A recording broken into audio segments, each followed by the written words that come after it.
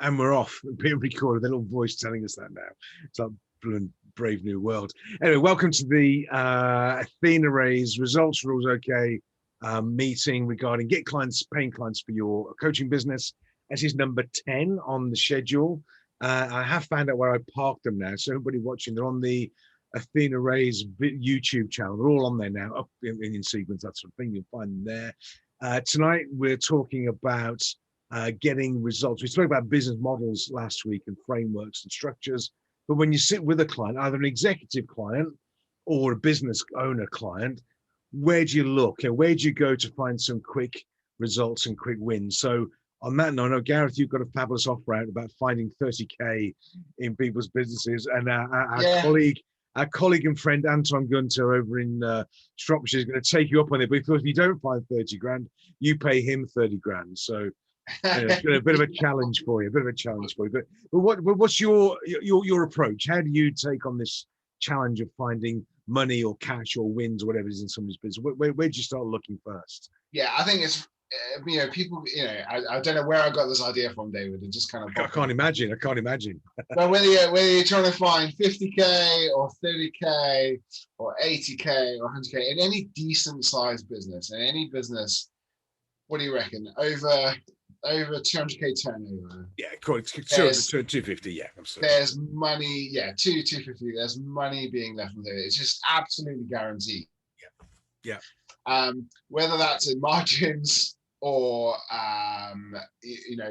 or suppliers or invoicing or something, there is something that is not happening in the business. Yeah. I'm willing to, my thing is the 30-minute thing. If I don't find the 30K, I will, you can invoice me for your time. That's right. My guarantee with it. Oh, so it's not you're not going to pay Anton 30K. I'm not going to pay 30. I'm considering it. Because it's nailed on that there's going to be 30 in a business with 250K turnover. There's going to be 20 or 30 grand lying around. Absolutely, yeah. Guaranteed. Yeah. Either they are not invoicing what they could be invoicing, or they are not marketing what they could be marketing. Yeah. So and then it comes down to, okay, well, is it leads or is it conversion?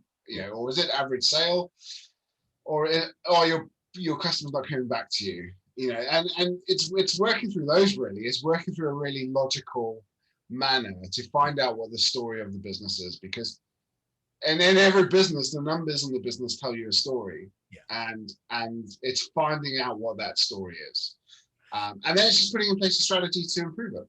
Yeah, exactly. And that's part of the fun of it, I think. I remember I went to see an engineering manufacturing company, and we had a similar sort of conversation. It wasn't quite the sort of the 30 grand or the 50 grand. It was just like, because he said to me, look, if you can find some wins, then we'll sign up with you. And it was like, okay. And the one I picked on the right one, only because my background is manufacturing. I said, well, show me your stock room. Show me your stock.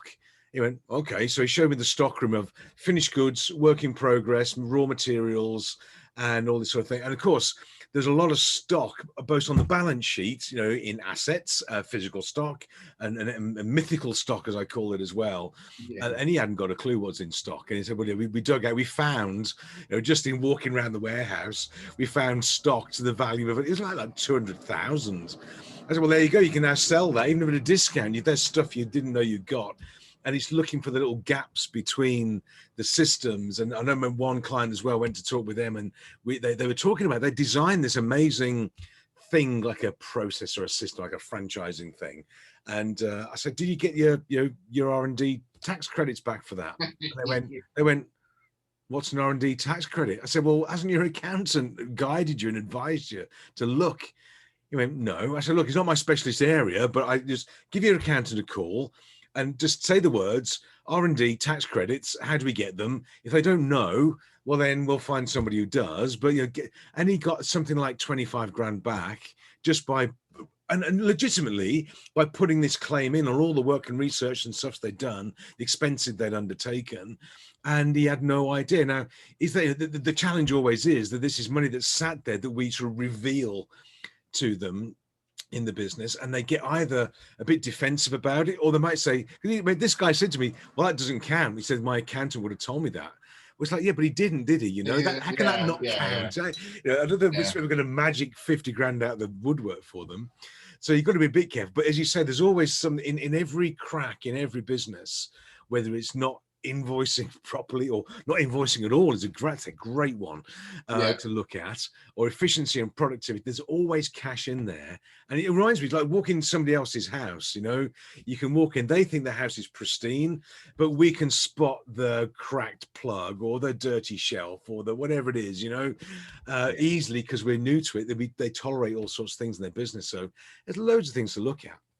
Yeah, definitely. And it's you know, because an owner of a business is so busy in the business, they don't see things like that. But talk about R&D, and that is a way of getting money for clients, by the way, is introducing them to partners. I think Yes, yeah, is a really good way. I mean, I'm always hesitant to do it really quickly.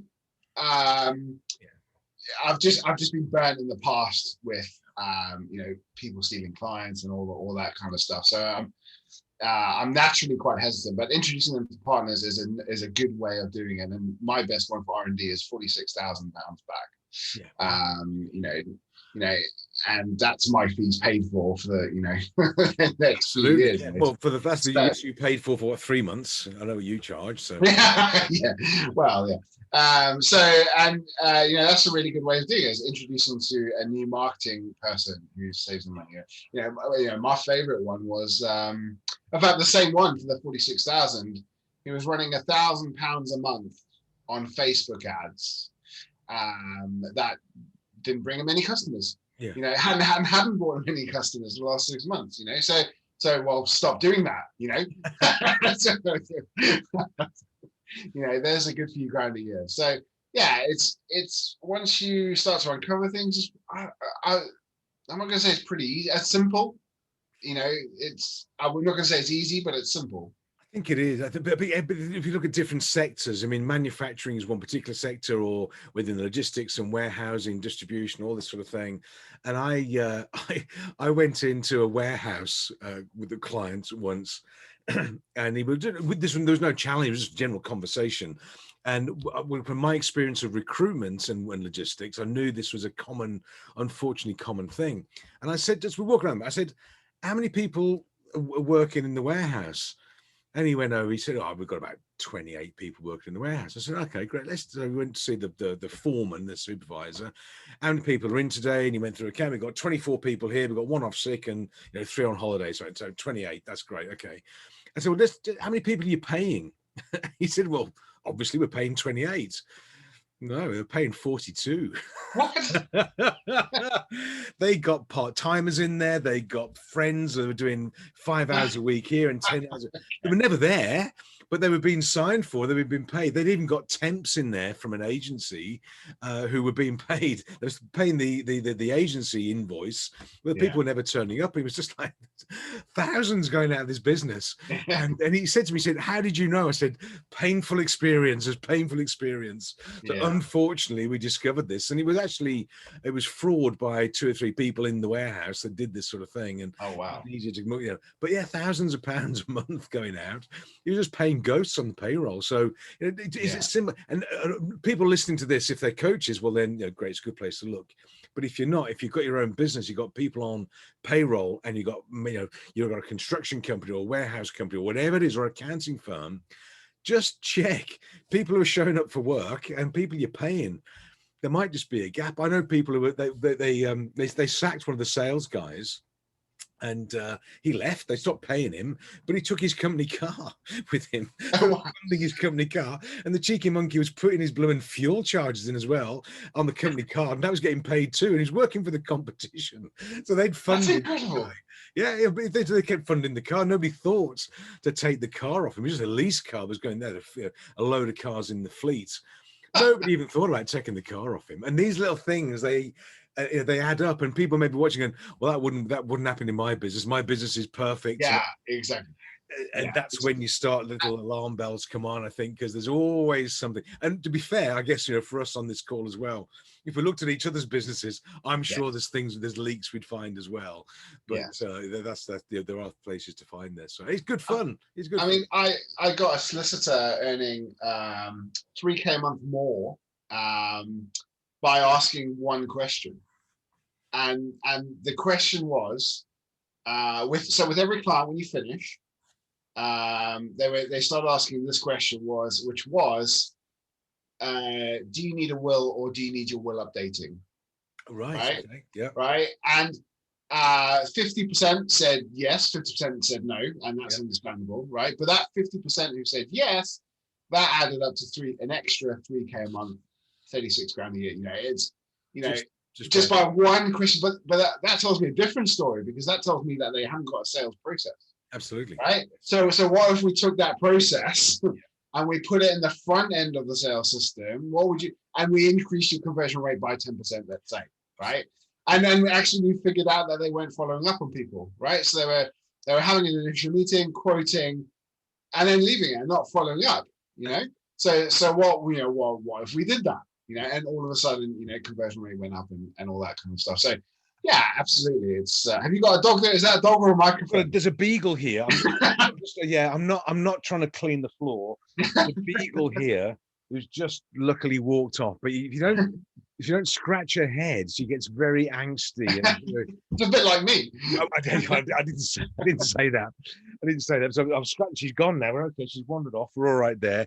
The Labrador is wandering around, so I might get a soggy Labrador walking in a minute. But anyway, there we go. So so it's incredible. So just by asking one question, once you finish the piece of legal work for somebody, they're going to need their will updating. Absolutely, they just have to, because you've just done a load of legal work for them. Yeah.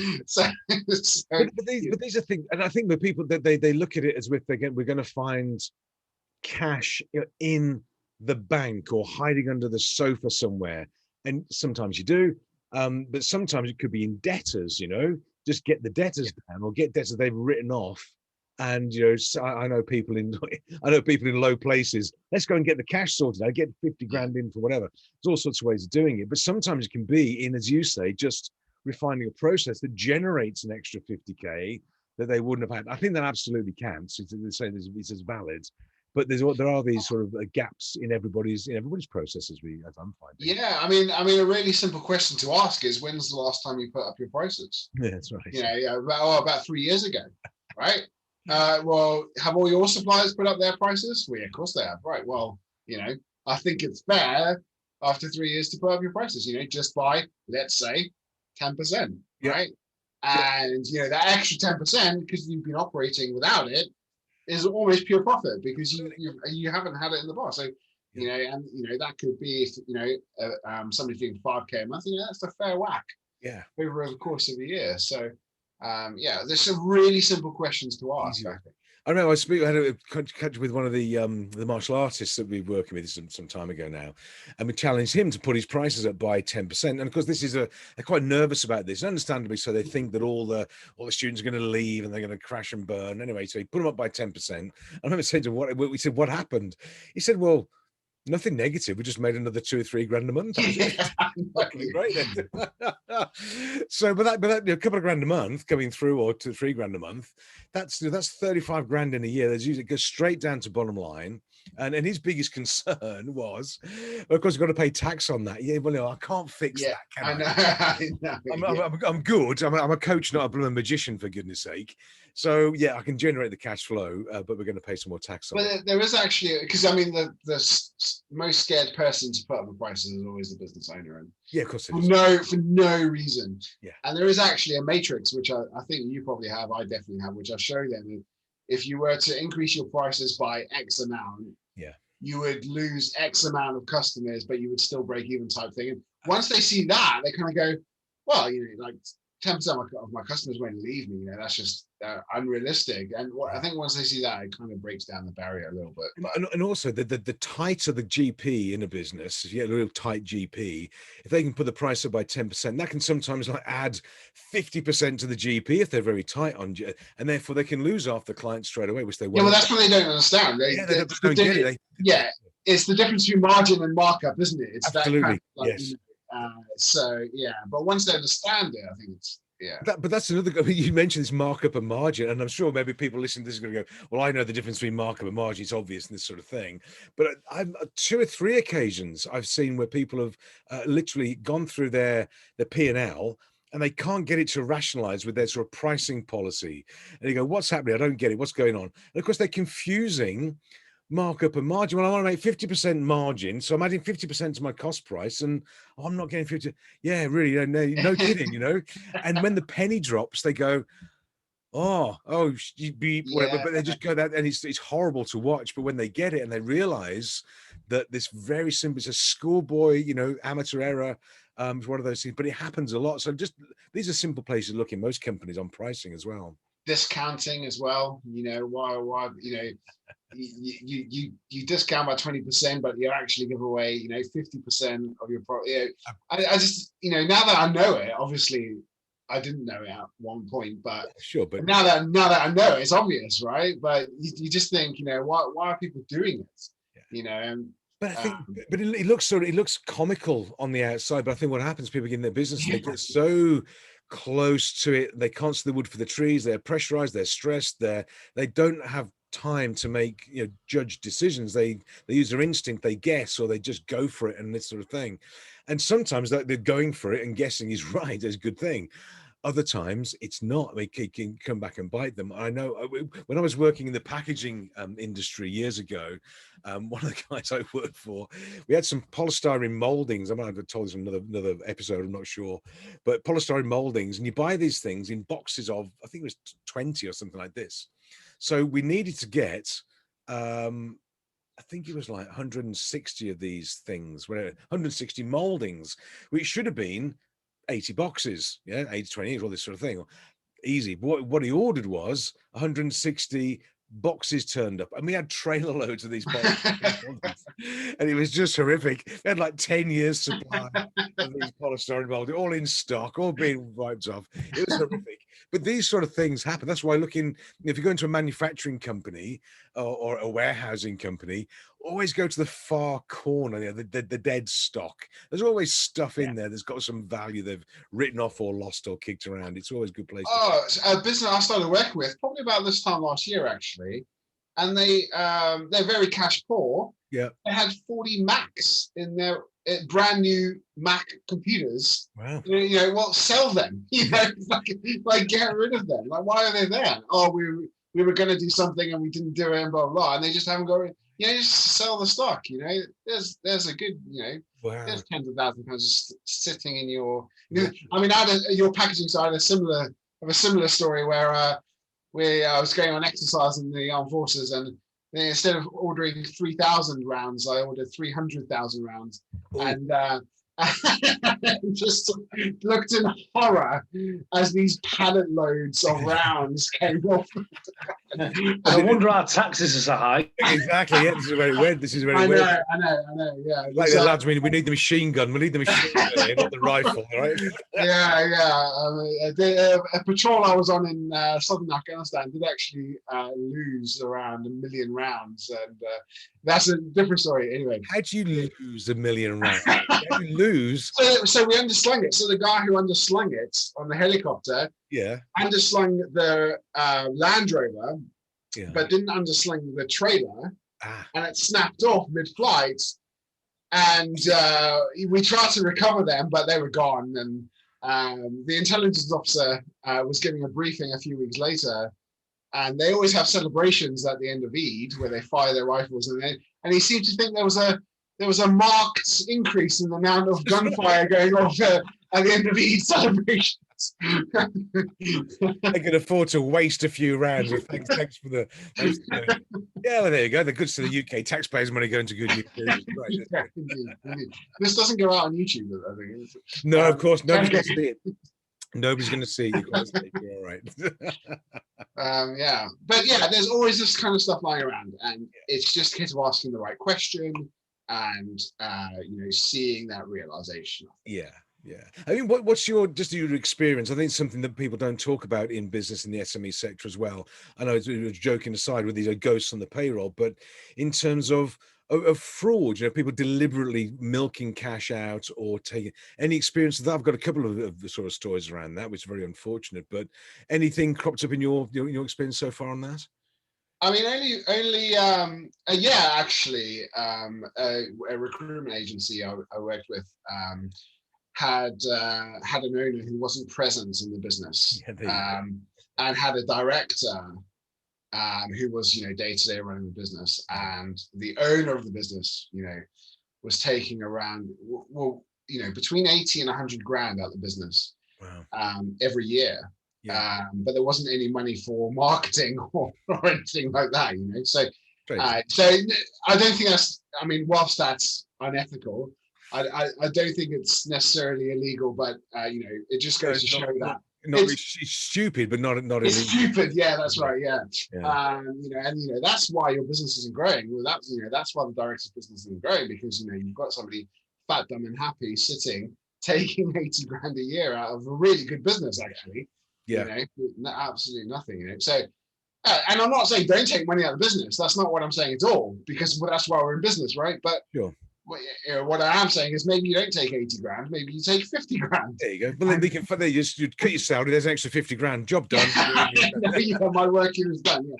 But sometimes when you go to see an owner or a director or a senior person, sometimes the way to generate 30, 40, 50 grand in the business is to fire them because they don't know what they're doing. And they said this happened occasionally. Go, what are you doing? You're out of control. The business, you're not the right person for this.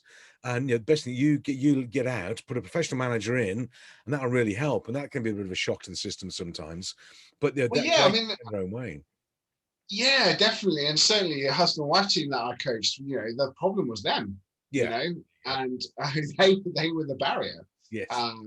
Almost certainly. And once you lift them out of the business and you put a manager in, it runs a lot better. But they were absolutely the barrier, and I think they admitted that on our first call together.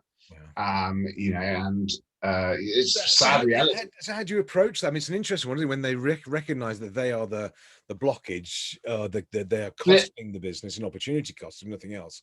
How do you approach that one then? Well, I think on a separate issue, we had a WhatsApp conversation about this actually, and you said fire them up or fire them out. Yeah. Right. And that's the approach. You've got to get them excited. You have to get them excited about this or the prospect of the vision. Yeah. Or you've got to have a really awkward conversation with them. But absolutely. I think that's our job, right? Is to have those really awkward conversations. It is. And say, just say the reality of the situation. I know when I was at the working at the airport, and we were running the ground ramp support services for the airports at Heathrow and that sort of thing, and we had a sort of rule because it was a very fast-paced, quite rough and tumble business at the airports, as you can imagine. And if any one of the managers or senior people in the business, they were mentioned at board meetings more than twice. Third time you either had to fire them or promote them because they've been mentioned at board level. It's either good, so they deserve recognition, or it's really bad, so you got to go and sort them out. But this can happen if it goes on for too long. A perpetual issue or a problem with a person or a team or something crops up, you've got to do something about it, because it doesn't get better by itself, these sort of things. In fact, they tend to get worse by themselves if you're not very careful. Yeah, and often it's a relief for them. A question I often get asked is, when's the best time to fire someone? Yeah. Right. And my answer is yesterday. Yes. Because if you're asking that question, it's probably gone on a little bit too long anyway. So and it's a relief to the individual as well, right? Incident a few weeks ago. In fact, around the time we had the bank holiday, where a client was had to fire an employee because they just weren't making the grade and they just went up to scratch, and etc. So we'd given lots of chances and training and all that kind of stuff. We had done all the good stuff, but it was an empty wage packet as far as I'm concerned. Anyway, so the client said, look, I want to have a conversation with you 9 o'clock on Tuesday, right? And 2:30 on Friday, she got an email saying, I want to hand in my resignation, right? And it just goes to show it's kind of, it's a relief to the employer and a relief to the employee. Yeah, right? It can be, but I think it's one of these things about people. Are there any such things as bad employees or bad people? And I'm not sure there are. There are bad fits, bad teams and things like that. It doesn't mean they're bad people. It means they don't fit in the organization. You have to question how they arrived there through the recruitment process as well. Well, it's the recruitment process, definitely. Exactly. Absolutely, and I don't know. Yeah, there's always. I have a rule when I'm leading a team is if they do something right, it's their fault. Yeah. If they do something wrong, it's my fault, Yeah, because there you I've either, this comes down to three things. I've not resourced them, trained them, or given clear objectives. Yeah. And that's the way it is. So yeah, there's definitely bad management. I see it. I mean, there is. There's lots of bad management and leadership out there, but not particularly bad people. People in the square pegs in round holes and this sort of thing as well. But again, Yeah. the things in a small business, these things tend to show through more. There are people in larger companies, large organisations can still hide behind the water cooler with a bit of paper on their hands, whatever it is, and they sort of lurk around the central accounts department, not doing anything particularly, and they wonder why the productivity is not very high. But in a small business, you just can't do that. You can't afford to do it. You've got to have the performance there. But yeah, the culture of this is a lot more visible in a small, where there's 3 or 4 employees. Isn't it? Yeah, it's just yeah. I'm amazed. I come from a small business, SME, privately owned company background. He was working for other people, and I mean the biggest small company was. I had about 70 or 80 people working for me as an operations manager. We had 6 or 7 companies, but that's still small. That's not a big company. Everybody had to pull their weight. Everybody had to show up and do the best. And really, we're fighting every day for what we're doing. So the big companies, no names mentioned. So the big companies, you wander in there, you see these people, you go, crikey, what are you paid to do? I don't know how they have this sort of nerve to show up sometimes. Not a challenge, not a problem for them. It's like these companies are carrying weight and just people wandering around doing stuff. Not in every organization, it's better than it was, but look at the old manufacturers and the old big firms. Wow, talk about people not producing stuff. My goodness. Yeah, definitely. And I've certainly been in businesses, multi-million-pound businesses, where you speak to the business and go, well, what does that person do? Well, I don't know. I know. Yeah, you speak to their immediate manager and go, well, what does Kevin do, right? And sorry, I didn't mean to say that. Actually. Sue, what does Kev do? Kevin was the name in my head because this actually happened. So there was a guy called Kevin, and nobody could tell me what he did for a living. It's obviously Kev's typecast again. I know, definitely. But it's crazy that's you think that's never going to happen, but actually it's pretty common. But I mean, it shows. I think that it struck me. I watched I was speaking with one of the clients. I've been in Lux, and we're talking about Andrew Barnes, the book, the 4-day week that he introduced over in New Zealand, and we're doing this thing on time management and speaking to the senior team. And I said to them, I said, "Do you think you guys are busy right now?" They went, yeah, we're flat out. We're busy. It's stressful. I said, look, if I said to you, I'll keep your salary the same, but you only got to work 4 days a week and your output's got to be the same. Could you do it? And they all went, yeah, right. Of course we could. It's like, wow. So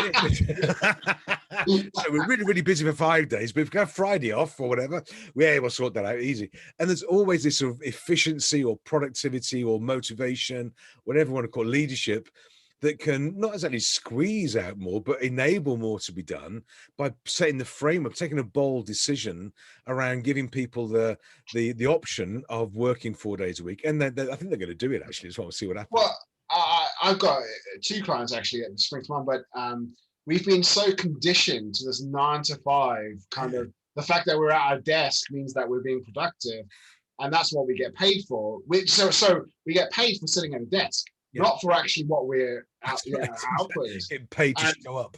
Yeah, so certainly one client of mine has abolished working hours completely. Yeah. So there are no working hours. If you work best at 4 a.m., great. If you work best at 10 p.m., once you put the kids to bed, great, do it.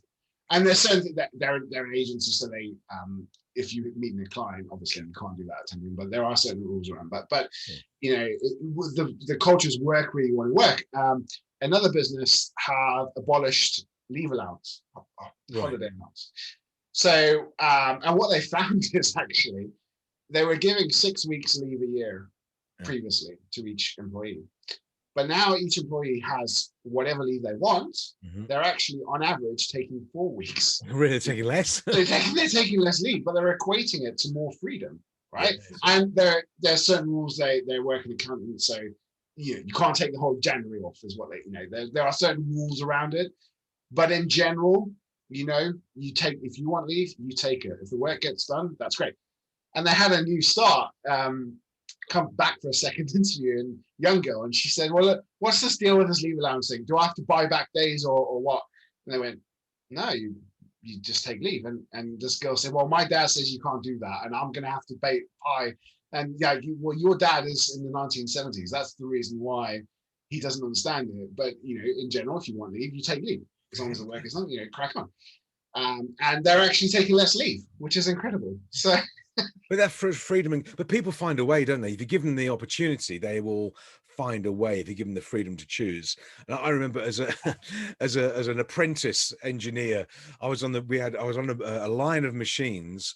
And these machines were lathes, and they're making firing pins for all the different guns and weapons, all this sort of thing. You know a lot more about the sharp end of these things than I do. Hey, firing pin line. And I'm there, we've got about, 15 machines, all line, different weapons, different guns, all this sort of stuff. And my apprentice supervisor says, look, we've got 12 machines. He said, but there's 8 of them working on the firing pins. These 4 are for me, he said. I said, okay, what are they? He said, so what we're making, he got some phosphor bronze, which is a very tough, like brass alloy thing. And he was making on these top of the line lathes, and I was the apprentice making valve guides for minis, because he used to race minis. And he was making these little Mini Cooper things, and these valve guides, you could make them and sell them for like 2 or 3 quid each back then. And we had 4 machines set up using Royal Ordnance, UK military grade phosphor bronze, making dozens and dozens of these blue mini valve guides. But he was hitting quota. He hit the quota with his 8 machines because it was so under engineered, and he made all these things for free. So I was allegedly, I'm going to say allegedly at this point, but I was an innocent bystander in this. I didn't sell any, but he was making these. So give people the choice, give them the freedom. They'll find a way of getting efficiency and productivity and flexibility to generate more cash, more margin, and more quality for people as well. Well, isn't the saying always give a job to a lazy person? That's right. A lazy busy one. They'll find a way through it. They really will. They'll find a way through it. But again, I think you do have to be careful with this. I do remember we had an industrial accident with the factory, and I was training, and we got this power press, which is a hugely dangerous machine, and we were doing the pressings on what was the magazines and the steel magazines, Solars, this sort of thing. It's all still pressed out, die cut, all this sort of thing being folded around. And they were on piecework, which you've got to be really careful with. And the way the press was operated was you put the metal into it, you bring your hands out, and then you had to put your 2 hands down 2 tubes and press at the same time buttons that would operate the press, so you couldn't get your hands under the guard. And this, hey, what this lady had done on piecework, she got a broom and she cut it into like a put it sticking down and she was putting the feed in, press the button, and she'd get a bit. But of course, what happened? She got it wrong, put her hand in, and she lost the front of all her fingers off here. It was horrible. But so you've got to be real careful. What do you incentivize? What behaviors do you incentivize? But as you say, sometimes we incentivize lack of productivity, lack of creativity by saying you're here from 9 to 5. Well, that you're incentivizing what? Appearance, not productivity. You don't want people to appear at work. You want to be productive at work. Give them the choice and see what happens. I think it's the new way. And it comes down to the culture of the business as well. Yeah. If there's a bad culture, you'll get people taking advantage. But if there's a good culture, then I strongly believe. In fact, I'm seeing it work. So yeah, it does work, and we like it, don't we? So we'll see. So. Okay, so should we bring? We've got a bit of a small gang tonight, so let's bring in the gang. So Sue, Kev, welcome. Any ideas or stories or observations or things from your experience around this? Yeah, if a business has got stock, maybe I'm a bit cynical, but I guarantee there's theft going on. There you go. Yeah, always. Something that we did in restaurants, which was real eye opener for us, was to start keeping a wastage book in the kitchen. And it was incredible the amount of food that was getting overcooked or thrown away at the end of the night. Wow. And it was like hundreds and hundreds of pounds a week. And it just meant that we had to bring in tighter. What people would do would be they put a whole, say, tin of peas on at 5 to 10. We're not going to serve one meal, and they need 1 pea scoop. So it's like, hang on, let's portion down some things for that last 10 minutes. Yeah. But that brought back probably, we never got rid of all the wastage, but we brought back about 300 or 400 quid a week. Over the course of a year, that's a lot of money. People stealing time as well. Yeah. I can remember going into Stevie P's one day. He must have about 50 people working in the office on the 2 stories. I got in there round about bang on 5 o'clock, and it was tumbleweed in the place. There was no one there. They've all gone. Yeah, Yeah, exactly. but they had to be getting ready for ages to be able to clean. You know, the desk cleaning must have started at 4:30. You know, not at 5 o'clock. So it's people stealing time, people pimping things. Mhm. So I can remember Tom Malone, was it, who worked for Stevie P? 70,000, no, it was 80,000 pound BMW, because he needed that for the job. How many people you seen the weight up? How many people are seeing you in this car? You know, how many people you're meeting because you got this car? Oh, I met 2 people last week. You know, you need to meet 20 people to get his business going. But so it was all about ego. And he also had Herman, what's his name, chairs in the office. Herman Goering? Not Herman Goering, surely. It's some of I don't know, no. But they're a real brand. It's about 600 quid a chair. He had them Wow. in his you know, so things like pimping everything. Yeah. What else is there? There's loads of things, isn't there? I think reducing costs is a biggie, because actually you can do a small reduction in costs will have a huge effect on the bottom line, whereby actually you may have to increase sales by a much bigger multiple. So, and most of it, I think that when COVID struck last year, things that I've been asking some of my clients to do, or you're suggesting they could do, or we can't do that, suddenly they did it. When the back was to the wall, he suddenly did it. I mean, Stevie P again, he reduced his fixed costs by £400,000 a year. Wow. You know, and it's like he's got a much more efficient operation now. But if I'd have said, you know, come on, let's get £400,000 for fixed costs, that would have never happened. So yeah, I'm on a roll now, aren't I? Yeah, I like what you're saying. I like what you're saying about the stealing time. I go to my butchers. I go to a local butchers, really nice place. But it closes at 2 on a Saturday, right? And it's a bit of a bugbear of mine, because when I go in at 11:30, you know, all the meat's gone. They're washing down, and I think it's absolutely crazy, you know, because you've still got people walking past. This doesn't compute in my head. We have restaurants that close at lunchtime over here. Oh, right. Yeah. Unbelievable. Anyway, it's just unbelievable. Open in the evening, but not at lunchtime. It's bizarre. Yeah. But I think raising the business owners' awareness as well is my very first client. When I went in to see him, he had no clue what was going on in his business. Yeah. And when I got 3 years P&Ls and balance sheets from him, which were in sealed envelopes, by the way. Right? And when I had a look through them, I didn't really know what I was doing in those days when it comes to balance sheets and things like that. But I got a muddled way through it. I went back to him the next week and said, when do you turn this business into a bank? And he said, well, what do you mean? He said, well, your debtor days have gone from 66 to 139. And he said, what do you mean? I said, you're not collecting your money. Yeah. Oh, we are. I said, no. I said, well, the documents say otherwise. So he knocked on the door of the office next door, who was Mike, the salesman. He was also the general manager and the IT manager in the office. Right? Are you collecting the money? And he said, no, I don't like doing that.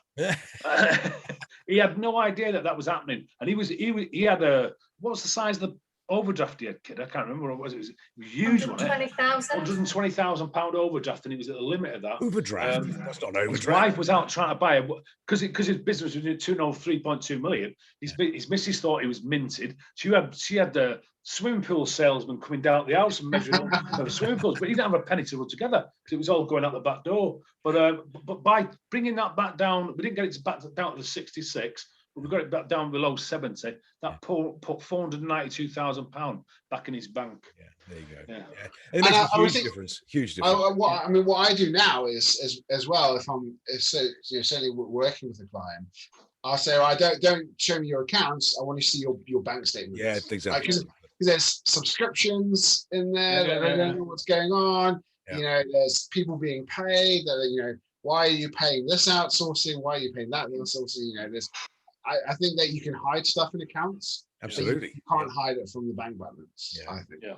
But I think a good tip is get the clients to check their bank every day. Do a quick first call, check the bank balance, see what's happening, get into a pattern. They know what's going on in the bank account.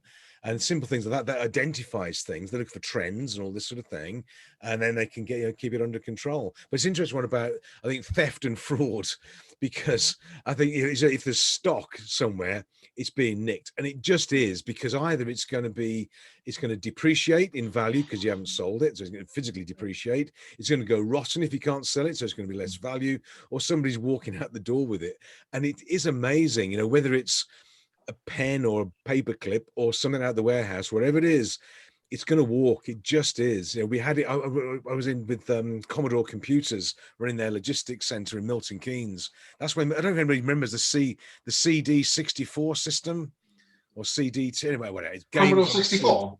Yeah, the C64 and the Amiga. The Amiga. Yeah. Well, we were shipping them out, so we had software on a cassette. Back then, and then it came onto a CD, and we were losing cassette software. We couldn't figure out what it was. Of course, what was happening? There were 2 or 3 lads were coming in regular, and they got the Sony Walkman on, the Walkman thing, the music. So it's coming in. The thing was either had a music cassette in it. They're going in, walking out with a software cassette. And they were doing this 3 or 4 times a day between them, and walking off with dozens of software. And we found it by they're selling it on the markets. Down the road on the Sunday markets, all this sort of thing, selling the software. It was perfect, it was pristine, and they had the cases for it. So it's going to walk. You've got to be so careful. Yeah. It's going to wander out the door, and just check on it. Check your security, for goodness sake. Yeah, we had a chef, our head chef at one of our restaurants the one in Llandudno, and he got really enterprising. He did. And I thought it was pretty good. Our sales were going up, our profits were going up, but the gap. I was looking at the top line and the bottom line. That's the only 2 numbers. I wasn't looking at anything between, but the gap was widening between those 2 in terms of the profits were going down, so we were less efficient. And it turns out the head chef had got really enterprising. He'd opened a market stall down the town centre, selling my stock.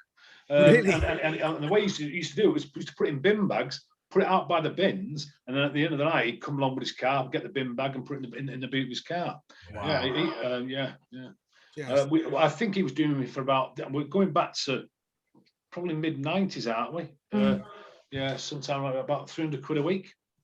Yeah. Wow, I mean, this is big bucks for a small, small company. Yeah. It's fraud anyway, but it does happen. It happens a lot.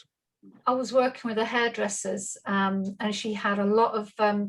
In the main, the stylists were all self-employed. So she did all the marketing and everything, and then there was a sort of split on it. And I spoke to her about stock and order system. No, we don't need one of those. Yeah, you do. Because, do you really think that these self-employed hairdressers aren't doing their friends and family at home? No, my girls wouldn't do stuff like that. So anyway, eventually I got her to put a system in.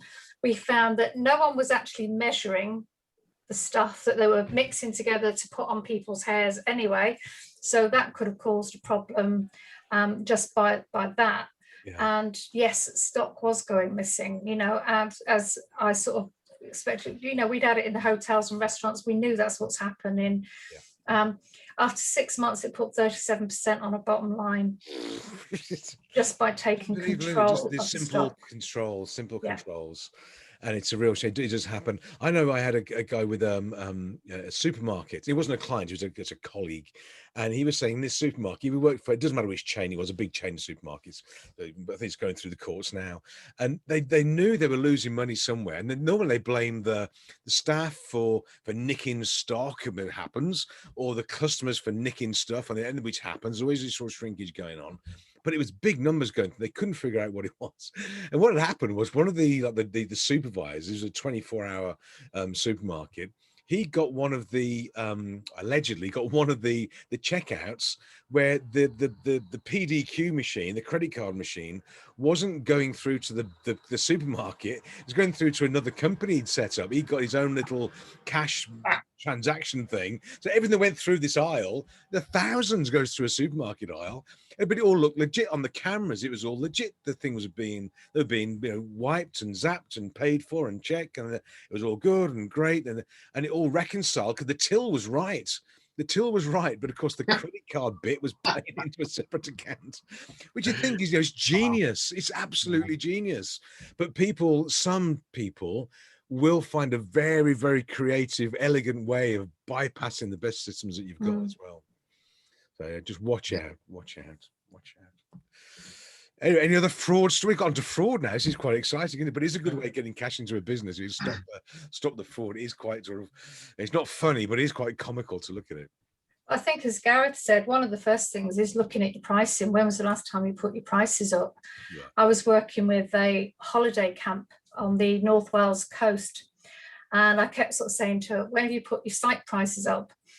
And she kept sort of, didn't want to do it, was a bit frightened of it. And I turned up for a session this particular day, and she said, I've done it. Okay, so what have you done? I put my prices up. I wrote to her, I put the prices up. Okay. And what was the reaction? Out of 330 sites, only one person complained. Oh no, don't you hate that? But it didn't leave though, just complained and paid anyway. So I said to her, so what does that tell you? She said, I should have done it sooner. I said, it tells me you didn't put them up enough. If only one person complained. That put £78,000 on her bottom line. Absolutely incredible. Yeah, it's great. You know, what we do is so good. Stamps. You know, we really, I'm so grateful that I'm able to do stuff like that for people. Absolutely. 78 grand a year is a huge amount for a small business. But it's a life-changing amount, isn't it? It's a it's a lifeline for the business. They can do things, they can invest, and it is a life-changing amount. And I think that every going all the way back to where we started from, I think every business has got that in it somewhere, whether it's a price increase, whether it's debtors or fraud or whatever it is, there's always something. I think it does take somebody like us to walk in there and go, show me or tell me or give me the evidence. And then it goes, oh, and then when the light comes on, they go, uh-oh, or they put the prices up and they go, wow, this is great. And they do it again and away they go. That's the privilege of what we do, I think. And it's not hard, is it? Not really. It's just shine the light in the dark corners for them sometimes. Yeah, it really isn't difficult. It's easy being a coach. I might delete that bit at the end, but it's not. But talking of fraud, I mean, when I was at the factory, we had the military police on the gates of the factory I was working as an apprentice, and we had a game. I say allegedly, we had a game where you see we could sneak out past the guards because they're all components and things like that. And one of the guys, he actually got out the gate without being stopped or challenged or anything. He got an anvil, the actual a blacksmith's anvil, and he tied it around his neck and swung it between his legs. And he's walking out. We looked like one of the Gumbas, I think, with a long coat on. He actually got an anvil out of the factory gates. Unbelievable. And they got silly. It got escalated and got silly in the end. But it goes on in every company I've seen. There's always the game of, I say fraud, whatever they call it, but theft and fraud. It just goes on. It just does. Fabulous. So any more while we're all together? I think it's been a very interesting discussion anyway, but finding things in the business, how you find the 30, the 50, the 40 grand, all that sort of thing. Any final points while we're all hanging out together? I think people being clear on what they actually do in the business helps a lot. Saves a lot of time. I mean, you alluded to it before, Gareth, but I can remember when I was working with one company, they laid some people off. Witter, the lift company, they laid a woman off in the office because nobody spoke to her, nobody liked her. She did sod all, and then suddenly things started to go wrong about 3 weeks, 4 weeks after she went. Where's that? Why is that not running? Why is that not running? And this was all the things she did that suddenly weren't getting done, and it's like that led to massive loads of rework. Yeah, I think I had a similar story where I was introducing someone for insurance, for key person insurance. Yeah. And where he was obviously, well, I'm the key person in the business. I'm the business owner, I'm the business. But once the company actually did the investigation, there was like a 68-year-old guy in the warehouse who was like, if he didn't turn up to work, that was it. Stuff wasn't getting done. And it's illuminating to see what the critical factor in your business is, I think. But it's literally, it's metaphorically and literally who holds the keys to your safe, because if you find, and I've done this, unfortunately, back in the old days, we had to, churn and burn some people and all that sort of thing. And you let people go, or redundancy, or you fire them, whatever it is. And you realize then they've got the passwords or the keys to the locks, whatever it is. Yeah. Oh my! And of course, when you phone them up and go, any chance of the passwords? And sometimes they'll play nice, but if you haven't done it nicely, whatever it is, or they'll go, no, I forgot it. Then you're screwed. You've got to be so careful with these sort of things, because another one is when we used to get cleaners who used to come in to do our restaurants, and they're very good at going like that on the light switches, turning them on. They're not very good at doing the opposite way, turning them off. And that's the thing. I can't remember, where was it? It was somewhere in the States when we saw Sue. Around the light switch, they had like a little. They put like a sticker on it, and it's down. It's costing us. Up, it's not. And it was a reminder to the staff to sort of flick the switches off when they're not needed. God, my dad would have had those in the house as when I was a kid, I guarantee. Yeah. All of parenting is just turning lights off, I think. Exactly, isn't it? It's turning lights off and tidying the blooming kitchen. That's all it is about. If I was to write a book on parenting, one would be about turning lights off. There'd be a chapter on bribery, because that's all parenting is really. It's just bribing children. We're going right off subject. Sorry. Right off subject, but anyway, so great. Yeah. All right, guys. Okay. Well, look, great to see you. Thank you for participating. I hope that's been of interest great interest for us. And those of you who are watching or participating, there'll be another one in the series next week. It'll be notified through on LinkedIn. It'll go onto the YouTube channel. But for now, from Gareth, Sue, Kev, and me, it's like the two Ronnies, isn't it? Good night from you. Good night from him. Anyway, it's so have a lovely evening. Great to see you. We'll see you next week. I will now pause the recording and see you on the next episode. Brilliant. Okay. Cheers, Doug. See you. Excellent. Thanks, guys. Take care. Yeah. There we go. I was going to go for my barbecue now. I'll see you soon. Still recording.